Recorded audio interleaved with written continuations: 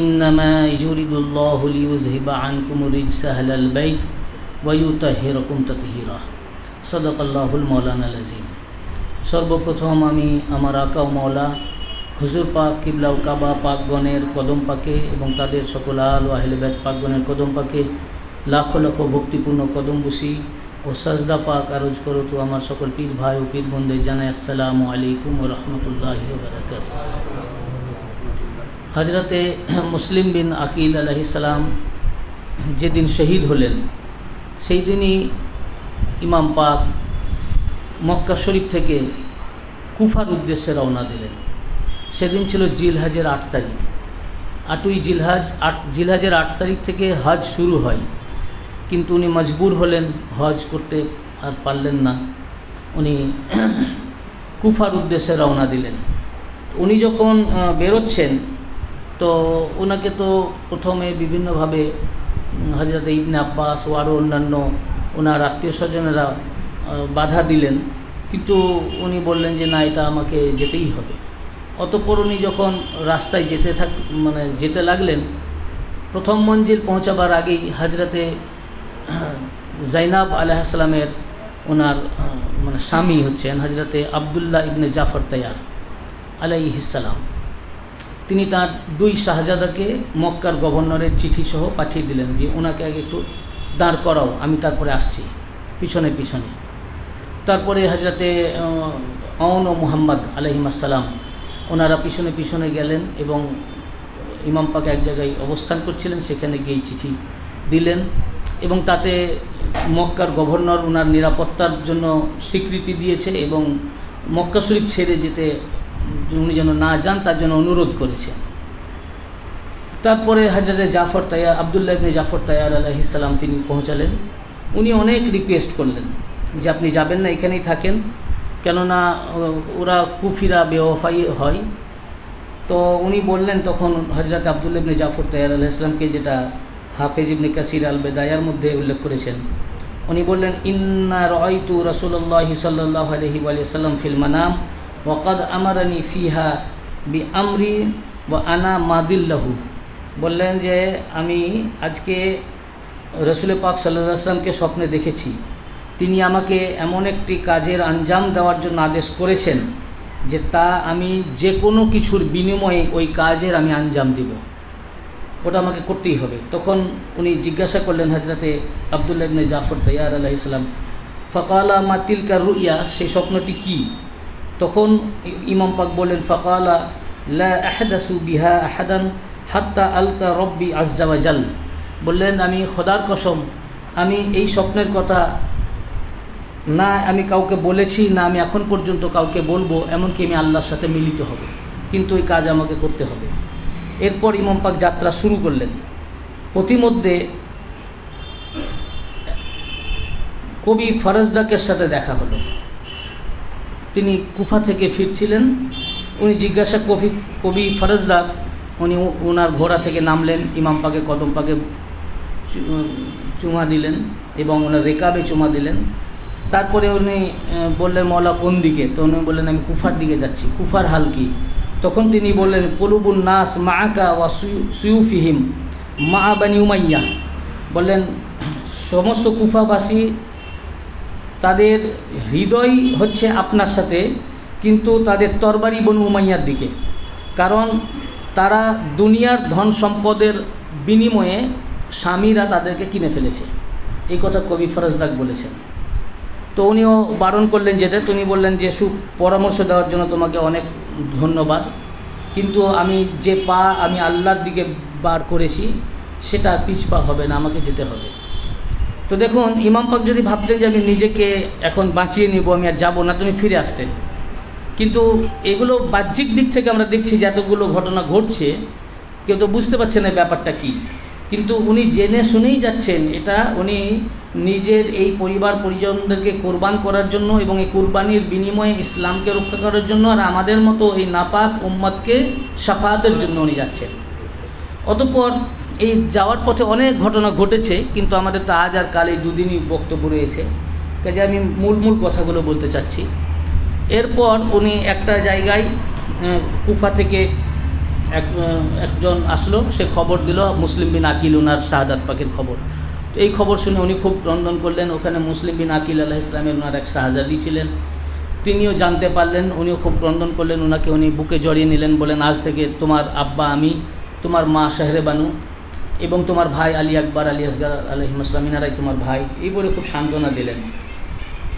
রাস্তায় যাওয়ার পথে এক মঞ্জিলে অবস্থান করছেন, তো দেখছেন একদল মানে অনেক লোক ঘোড়া দৌড়িয়ে আসছে ধুলো উড়িয়ে। তারপরে তারা যখন কাছাকাছি হলো, তো উনি জিজ্ঞাসা করলেন, জানতে চাইলেন যে এরা কারা। তো বললো এরা এজিদের বাহিনী, ইবনে জিয়াদ পাঠিয়েছে 1000 সৈন্য। তাদের লস্কর, ওদের যে মানে সেনাপতিকে, তো খবর নিয়ে জানা গেল হৌর বিন ইয়াজিদ রেহাই। তো বললেন, তাকে ডাকলেন উনি। এক রেওয়ায়েতে আছে যে তারা এত রোদ ছিল যে ওরা ঘোড়াগুলো দাঁড়িয়েছিল, তার ছায়াতে ওরা আশ্রয় নিচ্ছিল এবং তারা খুব তৃষ্ণার্ত পিপাসার্ত ছিল।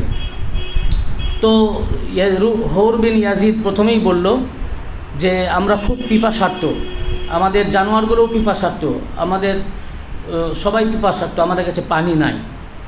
তখন ইমাম পাক বললেন যে ওদেরকে পানি পান করাও। সবাইকে 1000 সেনাকে উনি পানি পান করালেন। বললেন যে শুধু ওদেরকে নয়, ওদের যে জানোয়ার তাদেরকেও পানি পান করাও। এবং বললেন যে ততক্ষণ পর্যন্ত জানোয়ারের পিপাসা মিটেছে কি করে বুঝবে, ততক্ষণ পর্যন্ত জানোয়ারের মুখ থেকে পানির পাত্র সরিয়ে নেবে না যতক্ষণ পর্যন্ত 3 বার মুখ তুলে না নেয়। দেখুন, যারা ওনাকে বন্দি করার জন্য এসেছে, ওনার উপরে জুলুম করতে এসেছে, তাদেরকে উনি পানি পান করাচ্ছেন। এরাই 7 তারিখে পানি বন্ধ করেছিল না ইমাম পাকের। আর ইমাম পাক যারাই পানি বন্ধ করবে ভবিষ্যতে 7 তারিখে বা করেছে, তাদেরকে পানি পান করাচ্ছে। 7 তারিখে ইবনে জিয়াদ চিঠি লিখে পাঠালো আমর ইবনে সাদকে। আমর ইবনে সাদ তো আগেই এসছে 4000 সেনা নিয়ে। চিঠি লিখে পাঠালো যে তুমি এই চিঠি পাওয়ার সাথে সাথেই ফোরাতের পানি অবরোধ করো এবং ইমাম পাকের তাঁবুতে যেন বিন্দুমাত্র পানি না পৌঁছায়। 500 সৈন্য মোতায়েন করলো ফোরাতে। সেই দিন থেকে 7ই মুহররম, ওই দিন থেকে পানি বন্ধ করে দিল। আজ 9 তারিখ, 2 দিন হচ্ছে। আহলিয়া পাকরা আসেন, বাচ্চা শিশুরা আসেন, তাদেরকেও পানি, 1 ফোঁটা পানি সেখানে পৌঁছতে দেওয়া হচ্ছে না। অথচ ইমাম পাক তৃষ্ণার্ত হলে রসুল পাক সাল্লাল্লাহু আলাইহি ওয়াসাল্লাম কীরকম বেচাইন হতেন। হাদিসে পাক রসুল পাক সাল্লাল্লাহু আলাইহি ওয়াসাল্লাম এক সফরে যাচ্ছেন, ওই সফরে খাতুনে জান্নাত পাকও আছেন। পিছনে খাতুনে জান্নাত পাকের যে বাহনটা আছে, উনি তার আগে আগে যাচ্ছেন। হঠাৎ 2 ইমাম পাকের কান্নার আওয়াজ শুনতে পেলেন। রসুল পাক সঙ্গে সঙ্গে থেমে গেলেন, জিজ্ঞাসা করলেন বাচ্চা কাঁদছে কেন? তো বললেন যে 2 শাহজাদা পিপাসার্ত, পানি নাই। উনি যত সাহাবায়ে কেরামদের ছিল প্রত্যেকের কাছে গেলেন, বললেন তোমাদের কার কাছে পানি আছে? সবাই তাদের খুঁজলো, বললো কারো কাছেই পানি নাই। তখন পানির খুব অভাব হতো। হুজুর দ্রুত এগিয়ে গেলেন, দিয়ে পর্দার ভিতর থেকে হাত করে বললেন যে বাচ্চাকে দাও, 2 বাচ্চার মধ্যে একটা বাচ্চাকে দাও। পর্দার ভিতর থেকে হাত বার করে খাতুনে জান্নাত পাক বড় ইমাম পাককে দিলেন। রসুল পাক বুকের মধ্যে চিপে ধরলেন, মুখে জিহ্বা মোবারক ভরে দিলেন এবং উনি খুব তৃপ্তির সাথে রস পান করলেন। তারপরে ছোট ইমাম পাককে দিলেন, ওনাকেও বুকে চিপে ধরলেন এবং মুখের মধ্যে জিহ্বা মোবারক ভরে দিলেন এবং রস পান করে ওনারা ঠান্ডা হয়ে গেলেন, তৃষ্ণা মিটে গেল। রাবি বলছেন যে এমন ওনাদের তৃষ্ণা নিবারণ হলো যে এরপরে আমি আর কাঁদতে কখনো শুনিনি। রসুল পাক সাল্লাল্লাহু আলাইহি ওয়াসাল্লাম একদিন খাতুনে জান্নাত পাকের ঘরের পাশ দিয়ে যাচ্ছেন। ইমাম হুসাইন আলাইহিস সালামের কান্নার আওয়াজ শুনলেন। উনি দ্রুত ঘরে ঢুকে প্রবেশ করলেন, বললেন মা তুমি জানো না যে আমার বাবুর কান্না আমাকে কষ্ট দেয়? কেন কাঁদছেন? বললেন আব্বাজান পানি নাই। পানি আনতে কত সময় লাগে সেটুকুও রসুল পাক ধৈর্য ধরলেন না, সঙ্গে সঙ্গে তুলে নিলেন, বুকে চিপে ধরলেন, বললেন যে বাবা হাঁ করো, মুখের মধ্যে জিহ্বা ভরে দিলেন, চোঁ চোঁ করে রস পান করলেন এবং তৃষ্ণা নিবারণ হয়ে গেল। যে রসুল পাক সাল্লাল্লাহু আলাইহি ওয়াসাল্লাম ইমাম পাকের 1 বিন্দু তৃষ্ণা সহ্য করতেন না, পানি আনতে যাওয়ার এই অবকাশ রসুল পাকের থাকতো না, জিহ্বা মোবারক ভরে তৃষ্ণা নিবারণ করতেন। সেই ইমাম পাকের পানি বন্ধ করে দিল। রসুল পাক কি কষ্ট পেয়েছেন, এতটুকু তৃষ্ণা সহ্য করতেন না, এইভাবে তৃষ্ণা নিবারণ করতেন। আজ পর্যন্ত রসুল পাক সাল্লাল্লাহু আলাইহি ওয়াসাল্লাম এবং ইমাম পাক ওনার আহলে বাইত পাকের তৃষ্ণা সহ্য করেন না আজ পর্যন্ত। আমি আপনাদেরকে একটি ঘটনা শোনাবো। এই ঘটনা আমি খোদ নিজে আপনার আমার সবারই বর্তমান পীর ও মুর্শিদ সাজ্জাদ নাসিম হুজুর পাক আমাকে নিজে শুনিয়েছেন। আমি ওনার থেকে শুনেছি। 2019 সালের ওয়াকেয়া। বর্তমান আমাদের পীর ও মুর্শিদ সাজ্জাদ নাসিম হুজুর পাক 2019 সালে কায়রো গেছিলেন, মিশরের রাজধানী, যাকে আরবিতে বলে আল কাহেরা। সেখানে অনেক জিয়ারতগাহ রয়েছে, সেখানে জিয়ারত পাকে হুজুর পাক গেছিলেন। ওখানে অনেক আহলে বাইত পাকগণের মাজার পাকও রয়েছে। হজরতে সাকিনা আলাইহিস সালাম, ওনার নাম পাকে মসজিদে সুকাইনা আলাইহিস সালাম আছেন। উনি আমাকে এগুলো বর্ণনা করেছেন, ওনার থেকেই আমি শুনেছি। তারপরে মসজিদে রুকাইয়া আলাইহিস সালাম আছে, ইমাম হুসাইন আলাইহিস সালামের নাম পাকে মসজিদ আছে, ইমাম হুসাইন মস্ক। তো হুজুর পাক বললেন, ওনার সাথে আরও কিছু লোক গেছিলেন আমাদের, যেমন ভারত থেকে আফতাবউদ্দিন শেখ, মানে যিনি আমাদের টুলু ভাই নামে পরিচিত, তিনি ছিলেন। আকেব ভাই ছিলেন, তারপরে লন্ডনে থাকেন মুস্তাক ভাই, আরও কেউ অনেকে ছিলেন। তো হুজুর পাক বললেন যে আমরা গেলাম ওই মসজিদে, ওখানে ইমাম হুসাইন আলাইহিস সালামের সার মুবারক মাদফুন আছে। যদিও এই নিয়ে মতভেদ রয়েছে, কিন্তু অথেন্টিক রেওয়ায়েত থেকে এবং এটা মাশহুরও আছে যে ওনার সার মুবারক পরে মিশরে নিয়ে যাওয়া হয়েছিল এবং ওখানে দাফন পাক করা হয়েছে, সেখানেই ওনার মাজার পাক রয়েছে।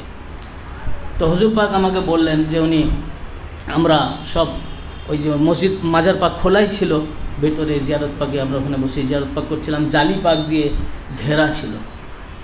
তো ওখানে হুজুর পাক জিয়ারত করছেন, সেই সময়তে হুজুর পাক বলেন যে আমার প্রচণ্ড তৃষ্ণা লেগেছে, পিপাসা, মানে এমন পিপাসা হুজুর পাক বর্ণনা করছেন যে আমার মানে ভিতর ফেটে যাচ্ছে এইরকম। তো উনি বললেন যে আমি তখন ভাবলাম যে এই সময় তো জিয়ারত ছেড়ে তো উঠেও যাওয়া যায় না পিপাসার জন্য, ইমাম পাকের রওজা পাক। তো উনি বললেন যে আমি মনে মনে ভাবলাম যে আমি এখান থেকে উঠে গিয়েই প্রথম কাজ হবে যে আমি পানি কিনবো, এটা উনি আমাকে বললেন যে আমি খালি এইটুকু ভেবেছি, 30 সেকেন্ডও হয়নি এক ব্যক্তি মশক নিয়ে পানি নিয়ে চলে আসলেন, এসে হুজুর পাককে বলছেন পানি পান করবেন। আমাকে টুলু ভাই উনিও বর্ণনা করলেন, উনি বললেন যে উনি এসে প্রথমেই হুজুর পাককে বললেন এখানে কে পানি পান করবেন। তখন হুজুর পাক বললেন হ্যাঁ আমাকে দেন। তখন ওই মশকে নিয়ে এসছেন পানি আর প্লাস্টিকের গ্লাসে হুজুর পাক প্রথমেই পান করলেন। হুজুর পাক বললেন যে এত পিপাসা লেগেছে যে আমি আবার চাইলাম, আবার 2 গ্লাস পান করলাম, তারপরে আবার নিলাম, এইভাবে 3 গ্লাস পানি হুজুর পাক পান করলেন। তারপরে টুলু ভাইও আমাকে বলেছেন যে আমাদেরকেও একটু পিপাসা লেগেছিল, তো সবাইকেই পানি উনি দিলেন, সবাই পানি পান করলেন। এই ঘটনা বর্ণনা করার পর আমাকে হুজুর পাক বললেন যে আমি জানি আমাকে ইমাম পাকই পানি পান করিয়েছেন। দেখুন উনার সামনে বসে উনি জিয়ারত পাক করছেন, উনি পিপাসার্ত, তো ইমাম পাক এক মুহূর্তও তার পিপাসা সহ্য করেন না, সঙ্গে সঙ্গে ইমাম পাকের তরফ থেকে পানি চলে এসেছে। আর সেই ওনাদেরই পূর্বপুরুষ সেই ইমাম পাককে তৃষ্ণার্ত রাখলো, 3 দিন ওনার তাঁবুতে পানি প্রবেশ করতে দিল না। 6 মাসের শিশু আলী আসগর আলাইহিস সালামের ওষ্ঠ মোবারক 1 ফোঁটাও পানি প্রবেশ করতে দিল না। দেখুন ইমাম পাকরা, আমরা গুনাহগার, আমরা ওনার গোলাম, ওনাদের আমরা হুজুর পাকদের গোলাম, ওনারা আমাদেরকেও কিয়ামতের দিনে তৃষ্ণার্ত রাখবেন না। কিয়ামতের দিনে হাউজে কাউসারের পানি যারা এই মহরম পাকে এসেছেন, হাজির হয়েছেন, মর্শিয়া পাক করছেন, মোহব্বতের সাথে এখানে যারা উপস্থিত হয়েছেন, ইমাম পাক কিয়ামতের দিনে আপনাদের কাউকেই তৃষ্ণার্ত রাখবেন না। হাউজে কাউসারে উনিই থাকবেন, রসুল পাক দাঁড়িয়ে থাকবেন, দেখবেন উনি দাঁড়িয়ে দাঁড়িয়ে যে ইমাম পাক কাকে কাকে পানি পান করাচ্ছেন। উনার গোলাম, দাস, ভৃত্য সবাইকে উনি পানি পান করাবেন। আমরা ওনাদের জন্য কিছুই করতে পারি না, গুনাহগার, শিয়াকার, বাদকার। আমরা এইটুকুই 10 দিন মাত্র আমরা নাওহা করি, এই মজলিস পাক করি, তাতেই আমাদের উপরে এই বদবাক্ত আলেমরা ফতোয়া দেয় হারাম, শিরক, বেদাত। আর উনি নিজের জন্য নয়, আমাদের জন্যই গেলেন কারবালা শরীফে, আমাদের জন্যই কুরবানি দিলেন। আর এই যে আজকে ওনার কুরবানি হয়েছে বলেই তো আমরা এই মজলিস পাক করছি। আর এই মজলিসের কারণেই আমাদের চোখ অশ্রুসিক্ত হচ্ছে। এইটাই আমাদের নাজাতের ওসিলা হবে, এই জন্যই যে কারবালা হলো। আর আমাদের নাজাতের কারণ যিনি হলেন, তার জন্য আমরা যদি একটু করছি, তাজিয়া পাক করছি, নিশান পাক উত্তোলন করছি, তাবুত পাক করছি, মার্সিয়া করছি, যে যা করছি, এই হারাম, শিরক, বেদাত, এগুলো কাদেরকে খারাপ লাগছে? যাদের মধ্যে শিরকের রক্ত রয়েছে। জেনে রাখবেন, আজ 72টা ফিরকা, বেশিরভাগ 72টা ফিরকা আজ এই মহরম পাকের বিরুদ্ধে বলছে। কেন?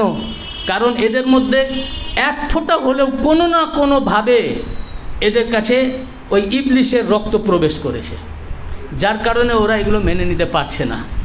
হুজুর পাক বললেন, এরপরে আমরা কায়রোর বাইরে কোথাও গেছিলেন, সেখান থেকে কয়েকদিন বাদ আবার ফিরলেন, আবার কায়রোতে ফিরলেন। তো হুজুর পাক বললেন, ওই দিন প্লেনটা 2 ঘন্টা ডিলে ছিল। তো যখন ওনারা পৌঁছালেন, 2 ঘন্টা লেটেই পৌঁছলেন। ওনাদের যেখানে ওনারা উঠেছিলেন সেখানেও 2 ঘন্টা পরে। তো হুজুর পাক বললেন যে আমার এরাদা ছিল, নিয়ত ছিল যে আবার কায়রো এসেই আমি প্রথমেই ইমাম পাকের ওই রওজা পাকে আমি আবার হাজির হব, প্রথমে ওখানেই যাব শার মোবারকে। কিন্তু ওনার রুমে যেতে রাত হয়ে গেল, হয়তো 8টা বা এরকম হবে। তো উনি এরাদা করেছেন যাবেন। তো ওনার সঙ্গীরা বললেন, মুস্তাক ভাই, আকেব ভাই বা আরও অনেকে বললেন যে হুজুর তো রাত হয়ে গেছে, আপনি খোলা পাবেন না, তা গিয়ে লাভ নাই, কালকে যাওয়াই ভালো। তো হুজুর পাক বললেন যে না, বন্ধ হয়ে গেল তো কি আছে, যদি বন্ধ হয়ে যায় তো ওনার চৌকাট পাক থেকেও হাজির হয়ে আসব। এই বলে হুজুর পাক এবং ওনার সঙ্গী, ওনার সাথী আসহাব, তারা গোসল করে গেলেন। কিন্তু যখন ওখানে পৌঁছালেন, কি ইমাম পাকের এই মোজেজা, রওজা পাক খোলাই আছে। বললেন ওখানে আমরা হাজির হচ্ছি। তো ওখানে ওনারা যখন হাজির হতেন, সব জায়গাতেই এটা আছে, মদিনা শরীফ, মক্কা শরীফ এরকম হয়, ওই জুতো চুরি করে বা পিক পকেট হয় ইত্যাদি ইত্যাদি।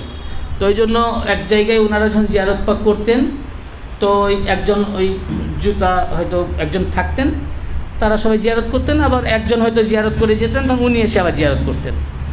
তো এইভাবে ওনারা জিয়ারত পাক করছেন। এমন সময় এক অপরিচিত এক ব্যক্তি, যিনি জুতা পাহারা দিচ্ছেন, ওনাকে এসে বললেন যে ইনারা কোথা থেকে এসছেন? তো বললেন ইন্ডিয়া থেকে। তো যখনই বললেন ইন্ডিয়া থেকে, তো বললেন যে তাহলে ওনাদের কাছে নিয়ে চলো। তো উনি আসলেন, এসে হুজুর পাকদেরকে জিজ্ঞাসা করলেন যে আপনারা কি আরও ভালোভাবে হাজির হবেন, জিয়ারত করবেন? আরও কিছু জিনিস আছে, যেমন এই শার মোবারক তো এসে যেখানে রাখা হয়েছিল সেই জায়গাটি আছে। তো হুজুর পাক বললেন যে হ্যাঁ, অবশ্যই আমরা জিয়ারত পাক করবো। তো বললেন তাহলে আসেন আমাদের সাথে। দেখুন, অপরিচিত লোক, তিনি কে ছিলেন আল্লাহ পাক জানেন, মওলা জানেন, ইমাম পাক জানেন যে কাকে পাঠিয়েছেন। তিনি এসে মসজিদ থেকে বেরিয়ে, মেন গেট থেকে বেরিয়ে গিয়ে তার পিছন দিক দিয়ে একটা জায়গায় গলির মতো, সেখানে নিয়ে গেলেন। তো সেখানে আমাকে টুলু ভাই বললেন যে একটা কাঠের দরজা আছে, সেই দরজার পরে আবার আর একটা স্টিলের না কিসের বললেন দরজা আছে। সেই দরজা খুলে ভিতরে ওনাদেরকে, হুজুর পাকদেরকে নিয়ে গেলেন। তারপরে ওই দরজা খুলেও নিয়ে গেলেন। তারপরে ওখানে গিয়ে যেখানে আবার একটা কাঁচের আছে, কাঁচ দিয়ে ওটা কভার করা আছে, সেই কাঁচটাকেও খুললেন, গ্লাসটা খোলার পরে যেখানে শার মোবারক ছিল ওইটা আবার ছোট ছোট ইঁটের দেওয়াল দিয়ে ওটা মানে ঘেরা আছে, ওয়াল তুলা দেওয়া আছে, কিন্তু প্লাস্টার করা নাই, পুরনো অনেক দিনের, সেটা বোঝা যাচ্ছে। তো সেই ওয়ালে ওনারা হাজির হলেন, তার ভিতরে ওটা রাখা ছিল। তো হুজুর পাক আমাকে বললেন যে আমরা হাজির হলাম, যে যেভাবে পারলেন হাজির হলেন, ওখানে চুমলেন, অনেকে সাজদা করলেন, দোয়া চাইলেন। তো হুজুর পাক বললেন যে ওইখানে ওই ওয়ালে একটা কালো দাগ রয়েছে। তো যিনি জিয়ারত করা ছিলেন ওনাকে জিজ্ঞেস করা হলো এই দাগ কিসের? তো বললেন যে এই দাগটা হচ্ছে যে এখনও যখন মুহররম পাক আসে তখন এখান থেকে তাজা রক্ত ঝরে পড়ে, এটা ওর তারই দাগ। আর টুলু ভাই আমাকে বললেন যে ওই নিচে পাথর আছে, ওখানে বললেন আমরা সিজদা করলাম, তো সেই রক্ত ঝরে ঝরে ওখানে পড়ে টপকে টপকে, তার ওই ফোটা ফোটা কালো কালো দাগ ওখানে রয়েছে। তো বললেন যখন ওই গ্লাসটা খুলে দিলেন তো এত খুশবু ওখান থেকে বেরিয়ে আসলো, মানে অসম্ভব মারাত্মক খুশবু। তো ওনারা যে হাজির হলেন, হয়ে যখন আসলেন, যেহেতু ওখানে হাত দিয়েছেন, তো ওনাদের কাপড় হাত বেরিয়ে আসার পরেও খুশবু, প্রত্যেকেরই হাতে খুশবু, সে খুশবু যাচ্ছে না। তখন পানি এনে বললেন হাত ধোয়ার জন্য। তো কোথায় ধুবেন? তো টুলু ভাইকে বললেন যে একটা মগের ব্যবস্থা করতে। উনি কোনো দোকান থেকে গিয়ে একটা মগ নিয়ে আসলেন। তো প্রথমে হুজুর পাক ওই মগে পানিতে হাত ধুলেন। এবার দেখুন আকিদাটা দেখুন, এই দরবার পাক থেকেই আকিদা শেখা হয়। এখন চিন্তা করলেন এই পানি দিয়ে যে হাত ধুলেন, তো এই পানিটা কোথায় ফেলবেন? তো পানিটা যেখানেই ফেলতে যাবেন তো ওখানে কেউ পা দিতে পারে, কেউ পেশাব করতে পারে, জুতো দিয়ে যেতে পারে। তো টুলু ভাই বললেন হুজুর পাক আপনার মর্জি হলাম এটা খেয়ে নিই। তো হুজুর পাক বললেন খেয়ে নাও। টুলু ভাই ওই পানিটা নিজে খেয়ে নেবেন। একটা হাদিস শরীফ আছে এরকম, রসুল পাক সাল্লাল্লাহু আলাইহি ওয়াসাল্লাম ওনার রক্ত তখন বার করা হতো, এক সাহাবীকে দিলেন, বললেন যে এটা তুমি মাটিতে দাফন করে দিও। তো উনি বাইরে গিয়ে ভাবলেন যে এই রক্ত আমি কোথায় ফেলবো, যেখানে ফেলবো ওখানে মানুষ পা দিয়ে যাবে, কেউ পেশাব করে বেয়াদবি হবে। উনি রক্তটা খেয়ে নিলেন। খাওয়ার পরে আবার চলে আসলেন, এসে রসুল পাক জিজ্ঞাসা করলেন যে রক্তটা কোথায় তুমি ফেললে? তিনি ভয়ও পাচ্ছেন যে যদি বকেন তো বলতেও পাচ্ছেন না। তো উনি বললেন যথাস্থানে রেখে দিয়েছি। তো হুজুর বললেন যে কোথায় রেখেছো? তখন আর তো বলা যায় না, তখন হুজুর আমি এটা খেয়ে ফেলেছি। হুজুর বললেন তুমি আমার এই রক্ত খাওয়ার জন্য জীবনে তোমার পেটের অসুখ হবে না। আর একজনকে এরকম একই ঘটনা, পেশাব, রসুল পাকের পেশাব মোবারক ফেলতে বলেছেন, এই হাদিসে পাকে আছে, হাদিস পাকে। তো উনি বললেন কোথায় ফেলবো, উনি খেয়ে নিয়েছিলেন। আল্লাহ রসুল সাল্লাল্লাহু আলাইহি ওয়াসাল্লাম যখন জানতে পারলেন, বললেন তোমার জন্য জাহান্নামের আগুন হারাম হয়ে গেল, তোমার জন্য জাহান্নামের আগুন হারাম হয়ে গেল। তো এই যে আদব যে কোথায় ফেলবেন, তখন বাকিরা যারা ছিলেন তারাও নিজের নিজের হাত ধুলেন, আর হাত ধুয়ে ওই পানিটা নিজে নিজেই খেলেন, প্রত্যেকের নিজের নিজের হাত ধুয়ে। এরপর আমাদের আফতাবউদ্দিন সাহেব মানে টুলু ভাই, উনি মালিক পাককে বললেন যে মালিক পাক মর্জি পাক হলে মগটা আমার কাছে রেখে দিই। তো বললেন ঠিক আছে রাখতে পারো। উনি মগটা ওনার কাছে উনি রেখে দিলেন এবং নিয়ে আসলেন। আনার পরে উনি হুজুর পাকের কামরা পাকে এনায়েতনগরে উনি রেখেছিলেন, ওনাদের ঘরে যেখানে হুজুর পাক যেতেন। তো ওই কামরা পাকে কয়েকদিন বাদ আমি ওই মগটা বার করার জন্য যে সুটকেসে ছিল সুটকেসটা খুলেছি, আর যেই সুটকেস খুলেছি সুটকেস থেকে একদম ওই খুশবু, পুরো ঘর মুআত্তার হয়ে গেল, একদম খুশবুতে ময় হয়ে গেল। উনি বলছেন আমার আব্বা সিঁড়ি দিয়ে উপরে উঠছেন, তো উনিও খুশবু পাচ্ছেন, বাইরে থেকেই পাচ্ছেন যে ওই ঘর থেকে খুশবু আসছে। দেখুন মগের সঙ্গে ওখানে ডাইরেক্ট নিসবত আসেনি, ওনারা হাত দিয়ে হুজুর পাক হাত মুবারক দিয়ে সেখানে জিয়ারত করেছেন সেই জায়গা, বা আমাদের পীর ভাইরাও সেই হাতে খুশবু এসে গেছে, ওই হাত ধুয়েছেন, সেই ধোয়া পানি আর নাই, পানি খেয়ে ফেলেছেন। কয়েকদিন বাদও সেই মগও ওইখান থেকে হাতে আসলো নিসবত, হাত থেকে নিসবত আসলো পানিতে, পানি থেকে নিসবত আসলো মগে। সেই মগের নিসবত এখনও পর্যন্ত আছে, যে মগ বাক্স খোলার সাথে সাথেই পুরো ঘর একদম খুশবুময় হয়ে গেল। এ হচ্ছে ইমাম পাকের, এটা একটা মুজেজা। হুজুর পাক বর্ণনা করে আমাকে বললেন যে দেখো এটা অবাক হওয়ার কিছু নাই, এটা ওনাদের জন্য এটা স্বাভাবিক ব্যাপার। যারা অবাক হবে কে? যারা মুনাফেক আছে, যাদের মধ্যে নেফাকি রয়েছে, তারা ভাববে তাই তো এটা কী করে সম্ভব, আশ্চর্য ব্যাপার। আর যাদের মধ্যে মুহাব্বত রয়েছে, ঈমান রয়েছে, তাদের কাছে এটা অবাক কিছু না, এটা তো কোনো মামুলি ব্যাপার ওনাদের জন্য, এটা কোনো ঘটনা হলো ওনাদের জন্য, এটা কোনো সাধারণ ব্যাপার। এটা একটা অসংখ্য ইমাম পাকের মুজেজার মধ্যে এটি একটি মুজেজা, বুঝতে পেরেছেন না? তো এই ইমাম পাকের একটি মুজেজা এখনও পর্যন্ত কিয়ামত পর্যন্ত ওনাদের মুজেজা ঘটতেই থাকবে, চলতেই থাকবে। এই যে দেখুন না, আমাদের হুজুর পাক এ থেকে আসার পরে পুণ্যাশ্রম থেকে আমরা ফিরছিলাম, ফেরার পরে মারগ্রামে আমরা অবস্থান করলাম। মারগ্রামে অবস্থান করতে গিয়ে দেখছি প্রথমে হুজুর পাকই খেয়াল করলেন, আমাকেও ডেকে বললেন যে তুমি দেখেছো? তা আমি বললাম হুজুর না। দেখো দেখো গিয়ে দেখো। তা আমি গিয়ে তখন আমিও দেখলাম ইমাম বারা পাকের দিকে মুখ করে হুজুর পাক জিয়ারত দিচ্ছেন বিকেলবেলা আসর বাদ। ওটা কুরবানির নামাজ পড়ে আমরা ফিরছিলাম, আর নিশান পাকের যে পাঞ্জা পাক থেকে রোশনি বেরোচ্ছে, আলো, নূর, বুঝেছেন না? আমরা সবাই গিয়ে দেখলাম নূর এখনও প্রায় হচ্ছে। এবং আমাদের যত খানকা শরীফ রয়েছে এবং খানকা শরীফের আন্ডারে যত ইমামবাড়া পাক রয়েছে, এই সমস্ত ইমামবাড়া পাক থেকে এই নূর পাক দেখা গেছে। কিন্তু একটা জিনিস আমরা লক্ষ্য করলাম, একমাত্র সিলসিলায়ে কাদেরিয়া, রাজ্জাকিয়া, জাকেরিয়া, মুস্তারশিদিয়া, রশিদিয়া, এই সিলসিলার যে আমাদের খানকা পাক, এই খানকা পাকের আন্ডারের ইমামবাড়া পাক ছাড়া আর কোনো জায়গায় কিন্তু দেখা যায়নি। এর রাজ কি মওলা জানেন। হয়তো এই সিলসিলা পাকের মাধ্যমেই হেদায়েত ছড়াচ্ছে। এই নূর কায়নাতে এই সিলসিলা পাকের মাধ্যমেই রাসূল পাক এবং তার আহলে বাইত পাক ওনারা এই হেদায়েত এই সিলসিলা পাক থেকে ছড়াচ্ছেন, নূর এখান থেকে ছড়াচ্ছে। এটাই আল্লাহ পাক দেখাচ্ছেন। এবং অনেকেই দেখেছে, ওয়াহাবিরাও দেখেছে, হিন্দু ভাইরা দেখেছে। এই সাধনপুরে এখানে হিন্দুরাও সব দাঁড়িয়ে, হাইওয়ে সব দাঁড়িয়ে, গাড়ি বন্ধ হয়ে গেছিলো দেখার জন্য। তো এখনও পর্যন্ত ইমাম পাকের এই কারামত পাক জারি আছে, জারি থাকবে। অতএব আমরা একটা জিনিস, আমরা সঠিক জায়গায় আছি, ইমাম পাকের মুহাব্বতে, ওনার কদম পাকে আমরা রয়েছি।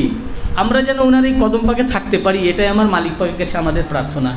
এবং আপনার গোলামি করতে পারি, এই সিলসিলার গোলামি করে আমরা দুনিয়া ছেড়ে যেতে পারি, এবং মাতম ও নওহা করতে করতে যেন আমরা দুনিয়া ছাড়তে পারি। তার জন্য আল্লাহ আমাদের তৌফিক আতা করুন, আমিন। ওয়া আখিরুদ দাওয়ানা আলহামদুলিল্লাহ।